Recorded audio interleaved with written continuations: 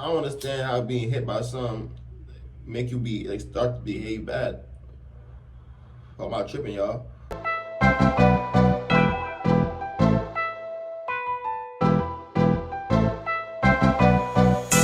What's up, Cash Games? Your boy Cashout, man. Back with another video for y'all boys, man. Finna wreck the NBA Ddawg, man. Baton Rouge biggest crash dummy, y'all. Let's get into the video, y'all. Ddawg in middle school planning on stepping on. Me and Ddawg in middle school planning on stepping on. Ddawg was his hands, his brain cells. Ddawg was his hands, his brain cells. Once again, the system has failed. A man convicted in a murder from 2012 picked up on attempted murder charges out on bond Monday when he led police on a chase that left a passenger in his car dead. Damn. The subject of today's video is a man that's too wild for his own good. He's so wild that it appears that he's incapable of functioning in a regular society. Damn. Some people are just meant for prison, and the subject of today's video is no different. On the streets, he has the reputation of a deadly killer, and he's known to have a couple screws loose in his head. Damn. The subject of today's video is none other than NBA Ddawg, and today we're going to be telling his story. But before we get into the video, please be sure to like and subscribe. Me and Ddawg, we go out there now, we be shot with a Glock, and I know what he do. And we saw him. NBA Ddawg, whose real name is Darian Bailey, originally grew up and lived in New Orleans, Louisiana until 2005. Right. As most of you probably know, in August of 2005, a deadly tropical hurricane by the name of Hurricane Katrina struck the southeastern United States and caused endless amounts of damage. Wow. The hurricane and its aftermath claimed more than 1,800 lives. Damn. And ranked as the costliest natural disaster in U.S. history. The city that was most negatively affected by Hurricane Katrina was New Orleans. As a result, a majority of its residents evacuated, and one of those residents was Ddawg. Ddawg moved to the north side of Baton Rouge and would eventually get tied into the streets as he grew up. He became a member of NBA/4KT, made famous by the rapper NBA Youngboy. Ddawg is one of NBA Youngboy's closest friends, and Youngboy constantly shouts him out in his music. Every song. In fact, one of Youngboy's most popular songs is called Free Ddawg. Whenever Youngboy had a problem, he would send Ddawg to go handle it.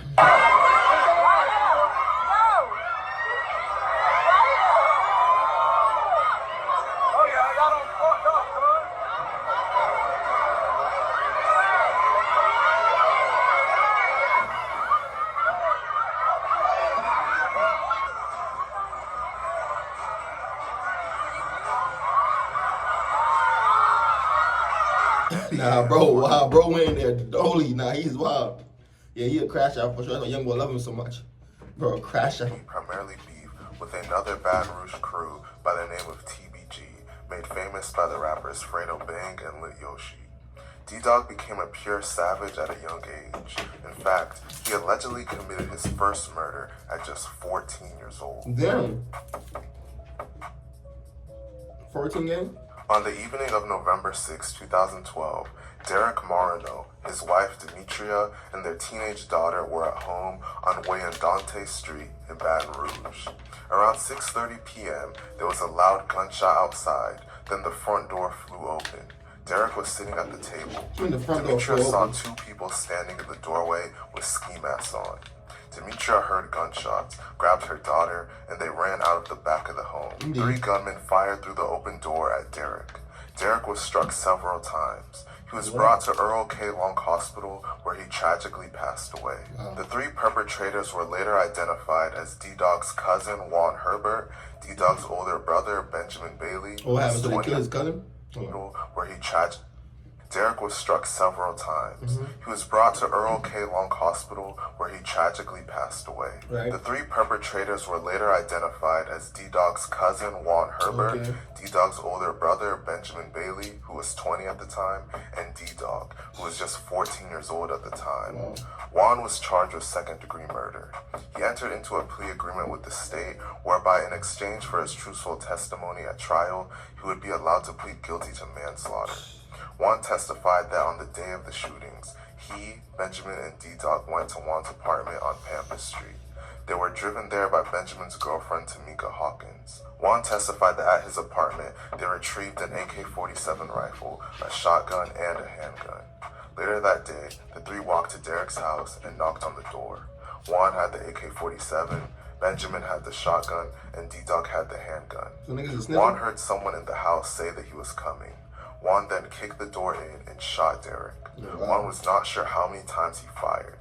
The crazy thing about this is that while Juan was committing the murder, Ddawg accidentally shot Juan 4 times in his back and What? side. How? Juan was driven to the hospital and survived the injuries Ddawg gave him. The Baton Rouge Bro, how you police shot your department- man 4 times in the process of shooting somebody else, bro? I don't make no damn sense, bro. Ddawg just wanted to shoot something. He just wanted to pull the trigger, bro. testified that when they arrived at the scene of the shootings, it appeared there were 3 different shooters since there were 3 different types of shell casings at the house. Right.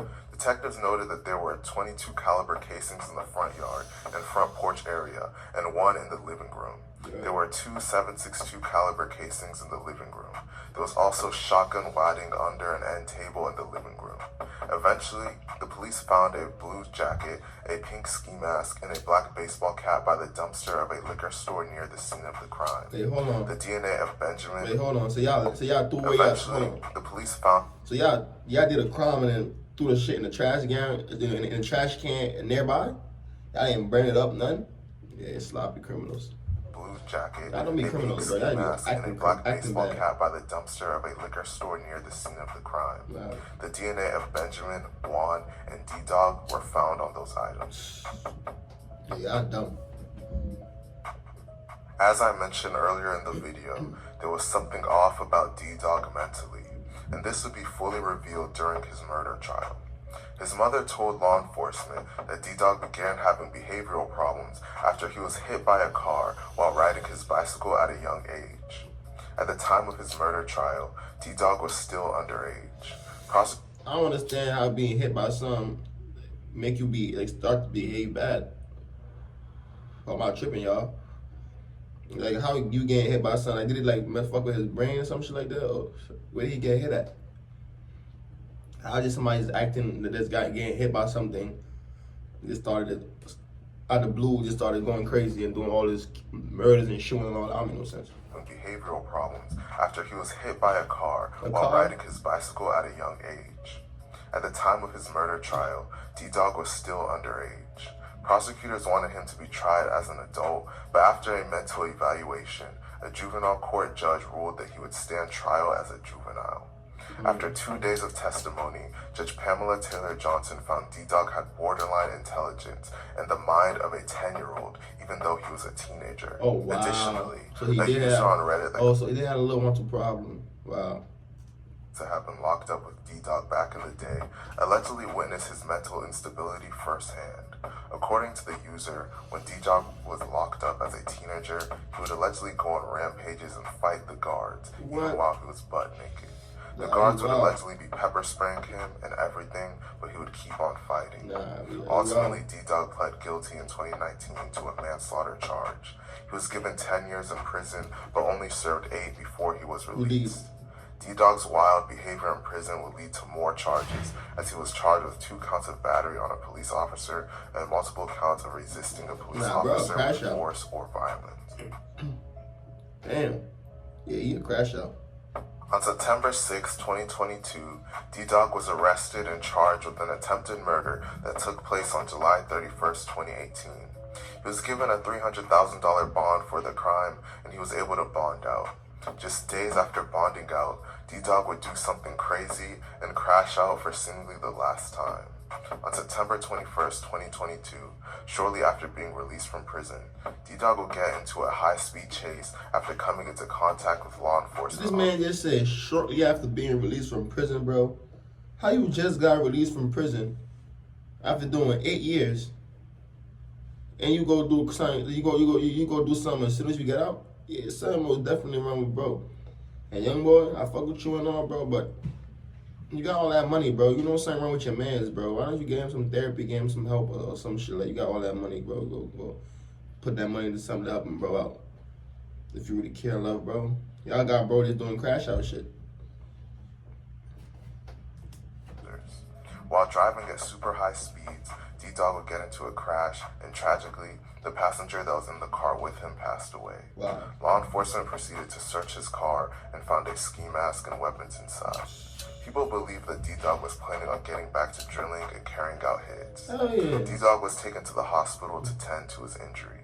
Ddawg was officially charged with first-degree vehicular manslaughter, negligent injury, resisting an officer, possession of a firearm, and manslaughter. He is currently back in jail, being held on a staggering $19.7 million bond. $19.7 million bond? Yeah, I ain't never heard about nobody bond being that much, bro. I ain't gonna lie, bro. That is crazy. That is outrageous. Yeah, they literally told bro, yeah, you're not coming home. And Youngboy gonna have to pay that 19 point something mil, right? What is the percentage of that in bond money? I don't know. Let me know in the comments if y'all boys know what the percentage of that.